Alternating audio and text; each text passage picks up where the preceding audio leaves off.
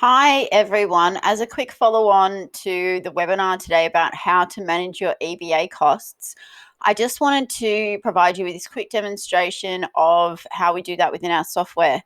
So, what we have is the opportunity for you guys to come in here, set up your classifications of what it actually costs with your EBA to employ a person.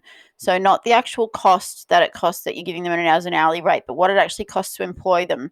And the way it does that is you come in, you set the classification, you put the base hourly rate that you have to pay them, and then all the other things that are in your EBA you can add in here, like superannuation, workers' comp, but also the allowances that are in your EBA that you might have to put in there. So safety clothing allowance, tools allowance, those kind of things. And then what you can do is you choose whatever the amount is or the percentage rate that you need to pay it in, and whether it's per hour, per week, per day, whether you need to pay it on overtime, whether you have to pay superannuation when they're on penalty rates, workers' comp, all of those bits and pieces.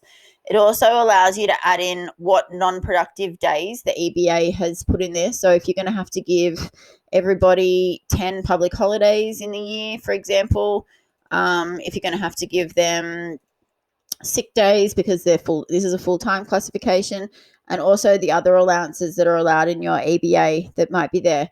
Now, once you've filled all that in, what it does is it allows you to create a cost for that classification as per your EBA. And then when you're actually pricing jobs, just come over here into TradeUp, what happens is you actually now get an average cost based on your EBA for your company of what it costs to put a person on site. So the average employment rate for your company per person. Then also it allows you to put in the overheads for your business and allocate a percentage of the overheads for each employee divided by how many employees you have, divided by 291 days a year, because that's how many days they'll be on site.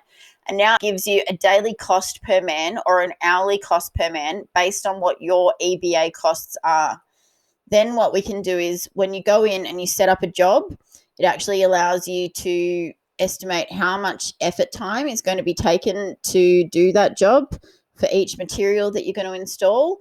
And it gives you an amount of effort time that it's going to take to do it. And now the total labor cost that you should be asking for to break even based on your EBA costs.